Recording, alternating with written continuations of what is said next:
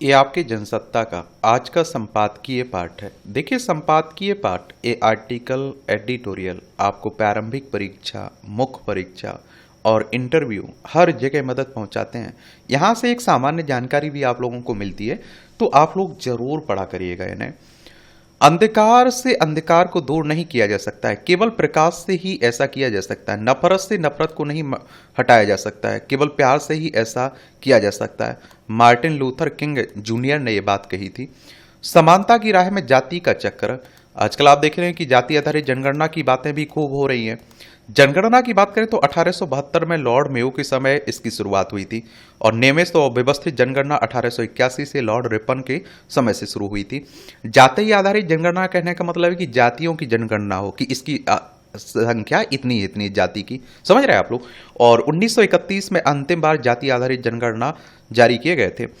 अंतिम जातीय जनगणना वर्ष 1931 में हुई थी। इस गणना को लेकर भाजपा, कांग्रेस और अन्य विपक्षी दलों के जो भी दृष्टिकोण रहे हों, लेकिन इसके बाद इस मुद्दे पर विराम लग गया और अब सरकार की ताजा घोषणा के मुताबिक भारत की संपूर्ण जातियों की गिनती होगी। इसमें मुस्लिम, ईसाई और पारसी भी शामिल रहेंगे और इसके परिणाम क्या होंगे यह भविष्य के गर्भ में है। लेकिन जातियों की गणना को लेकर जिस तरह से इसे सामाजिक न्याय का मुद्दा बनाकर उछाला गया है और उसके नतीजों में बहुत कुछ शेष नहीं रह गया है। ज्यादातर राज्यों में अभी भी नौकरियों और शिक्षा में आरक्षण की सुविधा पिछड़े अनुसूचित जातियों और अनुसूचित जनजातियों को मिल रही है। इसके लिए आरक्षण को बढ़ाने की कवायद खोखली ही साबित होगी। दरअसल जिस जाति व्यवस्था को नेताओं को तोड़ने की जरूरत थी, वे उसे तत्कालिक बनाम काल्पनिक लाभ का मुद्दा बनाकर कमजोर होते जातीय क्षरण को मजबूत होने के प्रयास में लगे दिख रहे हैं।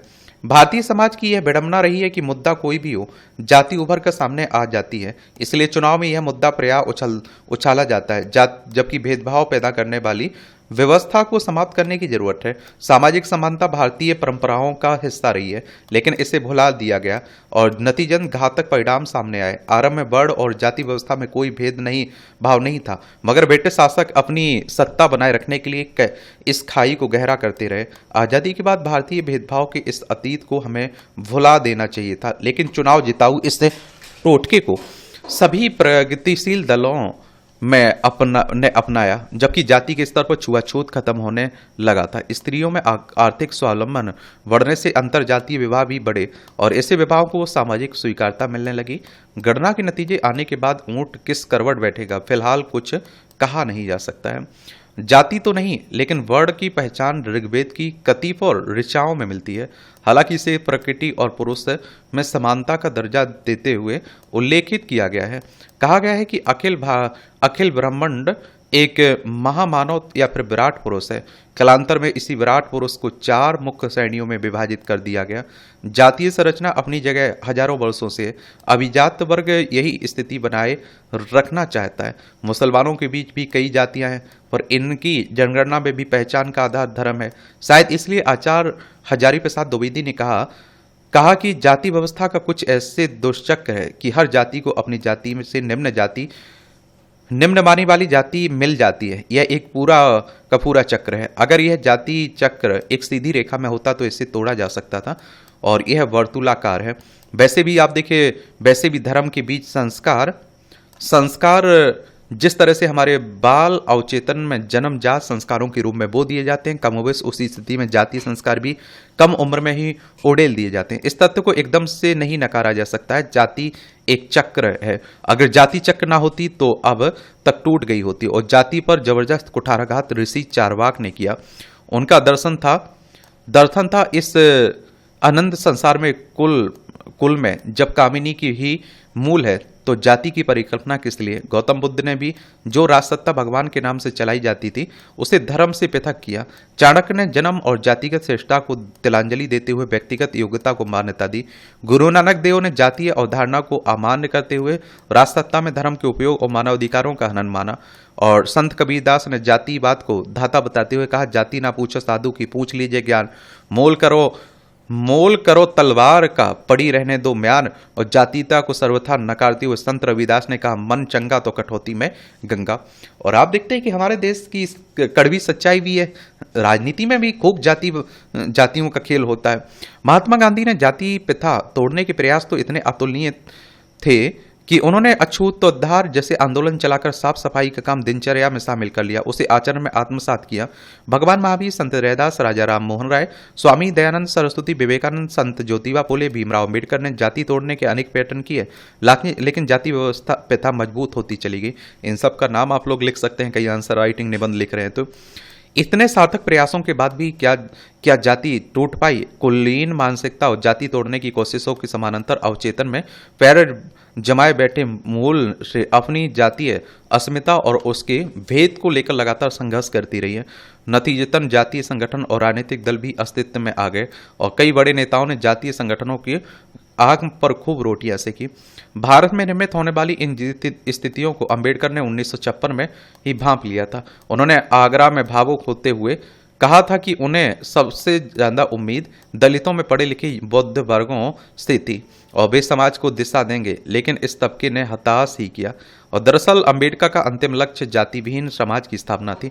जाति टूटती तो स्वाभाविक रूप से समरसता प्राप्त होने लग जाती, लेकिन देश की राजनीति का यह दुर्भाग्यपूर्ण पहलू रहा कि नेता जाति और वर्ग भेद को ही आजादी के समय से मुख्य हथियार बनाते रहे। जातिगत आरक्षण के संदर्भ में संविधान के अनुच्छेद 16 की जरूरतों को पूरा करने के लिए आरक्षण की व्यवस्था है, मगर आरक्षण किसी भी जाति के समग्र उत्थान का मूल कभी नहीं बन सकता। और आरक्षण के सामाजिक सरोकार केवल संसाधनों के बंटवारे, उपलब्ध अवसरों में भागीदारी से जुड़े हैं। इस आरक्षण की मांग शिक्षित बेरोजगारों को रोजगार और ग्रामीण अकुशल बेरोजगारों के लिए सरकारी योजनाओं में हिस्सेदारी से जुड़ गए और निजी क्षेत्र में भी आरक्षण देने की मांग की जा रही है। परंतु जब तक सरकार समावेशी आर्थिक नीतियों को अमल में लाकर आर्थिक रूप से कमजोर लोगों तक नहीं पहुंचती है, तब तक पिछड़ी या फिर निम्न कही जाने वाली जातीय आय से के स्तर पर पिछले छोर पर बैठे व्यक्ति के जीवन स्तर में सुधार नहीं आ सकता है। यहाँ सवाल यह उठता है कि पूंजीवाद की पोषक सरकारें समावेशी आर्थिक विकास की पक्षधर क्यों होंगी?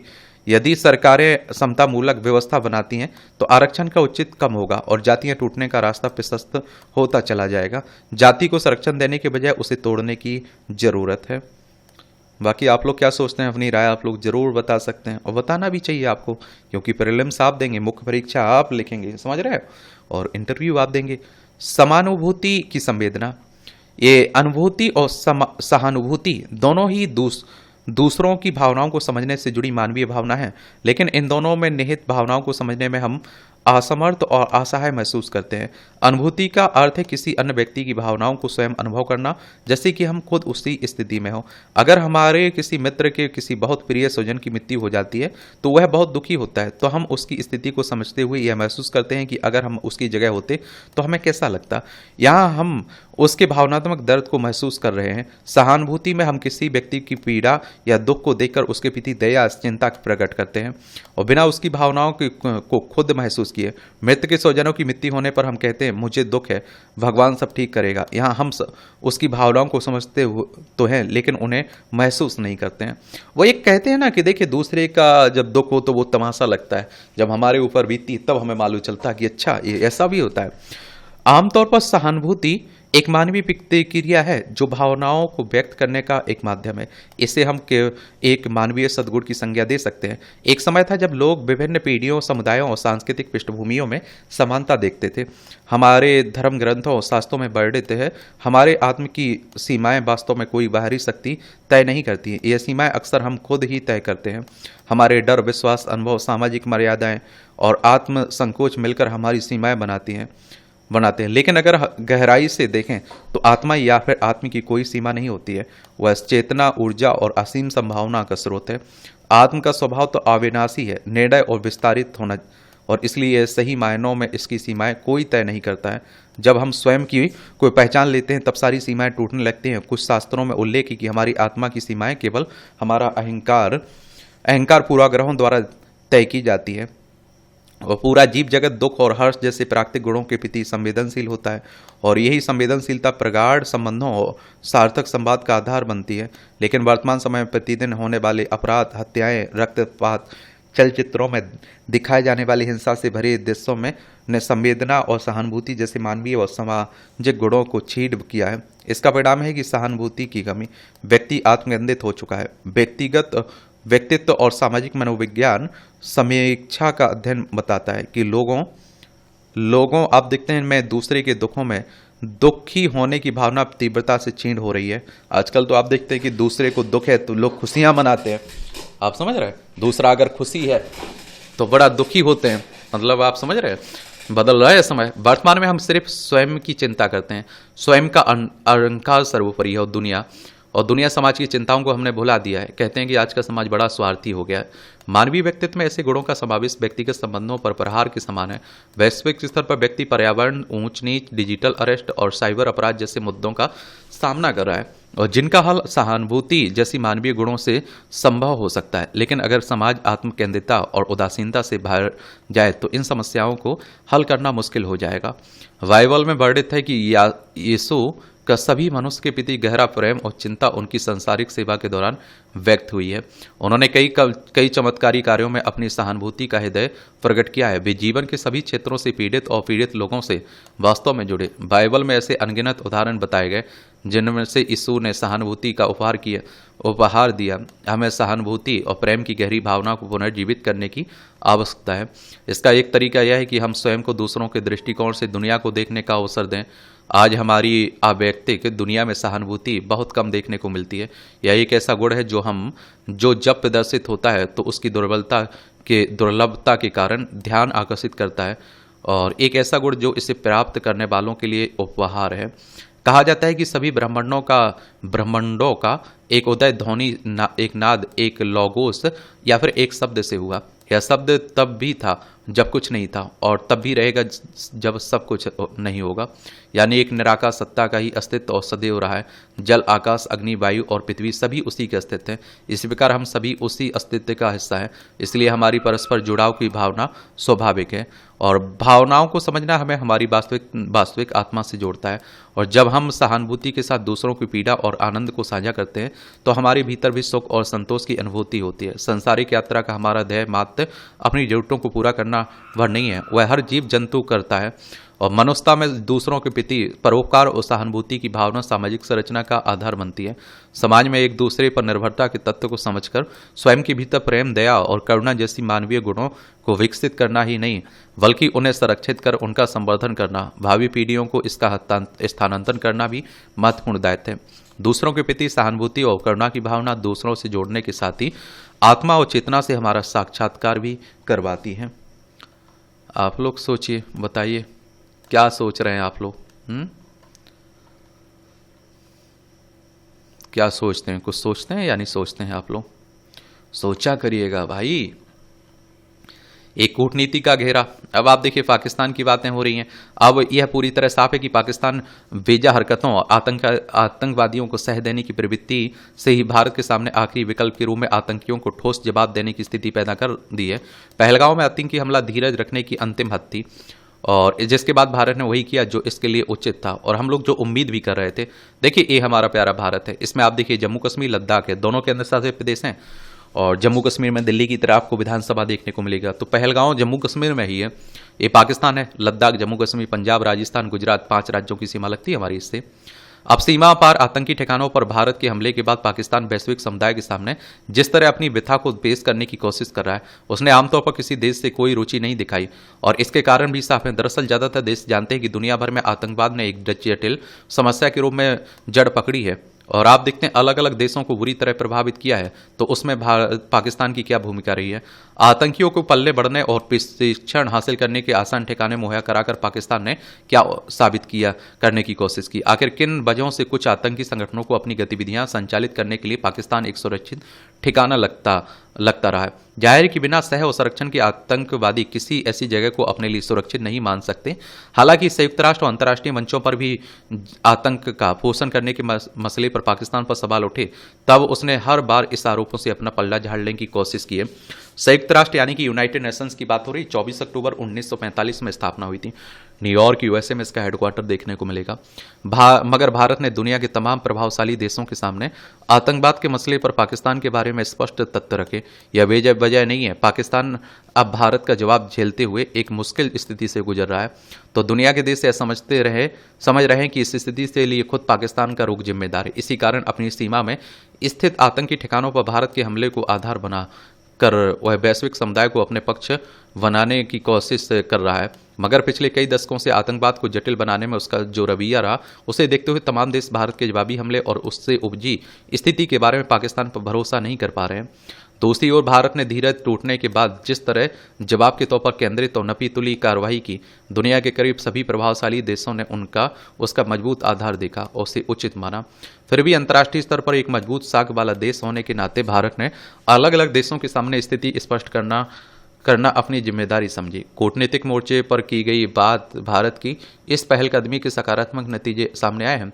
जब भारतीय विदेश मंत्री ने अमेरिका, ईरान और सऊदी अरब के अपने समकक्षों से बात की और यह स्पष्ट किया कि भारत का पाकिस्तान के साथ तनाव बढ़ाने का कोई इरादा नहीं है, और लेकिन अगर देश पर सैन्य हमला होता है तो मजबूती से जवाब दिया जाएगा।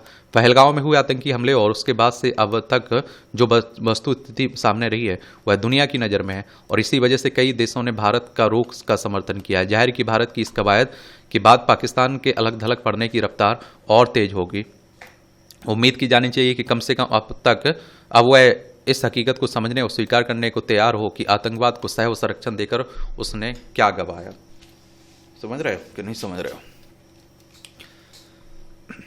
कसौटी पर विवेक, और कोई वजह हो या फिर ऐसी बात जिस पर गुस्सा तक नहीं होना चाहिए, उस पर भी अब लोग तुरंत इस कदर आवेश में आने लगे हैं कि देखते देखते बेहिंसक रूप ले लेते हैं। पिछले दिनों दिल्ली में खाना बना रहे एक मजदूर ने महज इस बात को लिए अपने एक साथी की हत्या कर दी कि उसने सब्जी में नमक ठीक से डालने के लिए कहा था। आपको पता है, आज मैं एक खबर पढ़ रहा था, तंदूरी रोटी के लिए 2 लोगों की मौत। आप समझ सकते हैं कि क्या स्थिति। कोई पानी अगर नहीं दे रहा है 1-2 रुपए का तो उसकी मौत कर दी जा रही है। तो मैं कहता हूं पता नहीं कहां जा रहे हैं। भोजन में नमक कम या ज्यादा हो जाना कोई ऐसी बात नहीं है जो किसी को इतना हिंसक बना दे कि वह अपने ही साथी की जान ले ले। यह गुस्सा है या फिर मानसिक विकार। आज अधिकतर लोग आर्थिक संकट, टूटते रिश्ते, घर दफ्तर या फिर परिवार की किसी न किसी समस्या से परेशान हैं। मगर हमने एक ऐसा समाज बना डाला जहां किसी कमजोर के साथ नाइंसाफी होने और कोई अधिकार छीन जाने और फिर स्त्रियों की गरिमा के हनन होने पर तो गुस्सा नहीं आता, लेकिन जिन बातों को नज़रअंदाज कर आगे बढ़ जाना चाहिए वहाँ लोग मामूली विवाद पर मरने मारने पर उतारू हो जाते हैं। शहरों महानगरों में सड़कों पर ऐसे दृश्य आम है जब बहुत छोटी बात पर भी हिंसक और जानलेवा टकराव हो जाता है। पिछले कुछ वर्षों में जिस तरह लोगों की जीवन शैली बदली है उसका एक नकारात्मक पक्ष यह भी है कि अब लोग कम समय में अधिक पाने की उम्मीद करने लगे हैं, और जब यह आकांक्षा पूरी नहीं होती है तो उनमें निराशा और हताश बढ़ने लगती है। इसी के साथ उनमें आया चिड़चिड़ापन कब गुस्से में बदल जाता है इसका पता भी नहीं चलता है। वहीं लोगों के बीच बेहताशा, प्रतिद्वंदिता भी देखने जाने लगती है, और जब किसी को मन मुताबिक चीज़ें नहीं मिलती हैं तो इसे लेकर मन में बनी गांठ में गुस्सा पलने लगता है जो कभी भी फूट सकता है। पहले कोई झगड़ा होता था तो लोग धीरज से काम लेते थे और मिल बैठकर सुलझा लेते थे, और जिंदगी की कई मुश्किलों को हल करने का यही एक आसान तरीका भी था। मगर टीवी और मोबाइल पर लगातार परोसी जा रही नकारात्मक सामग्री की असर से और दूसरे समाज मनोवैज्ञानिक परिस्थितियों की वजह से एक ऐसी पीढ़ी तैयार हुई है जो सहसा हिंसक को उठती है, जबकि धैर्य और विवेक मनुष्यता के सबसे बड़े गुण हैं, वैसे ही लोग खो रहे हैं। आजकल आप देखिए कोर्ट कचहरियों का मामला देख लीजिए, कितने पारिवारिक मामले आ रहे हैं। आप देखिए आए दिन आप लोगों को इस तरह की खबरें पढ़ने को मिलती रहती हैं। तो आप लोग क्या सोचते हैं, बताइए आप लोग कुछ। इस तरह से आप देखेंगे कि आज के संपादकीय पाठ की कहानी कवर होती है। आप लोग पढ़ते रहिए, एंजॉय करते रहिए। आपका कोई सवाल हो, मेरे लिए सुझाव हो तो आप लोग जरूर बता सकते हैं। धन्यवाद।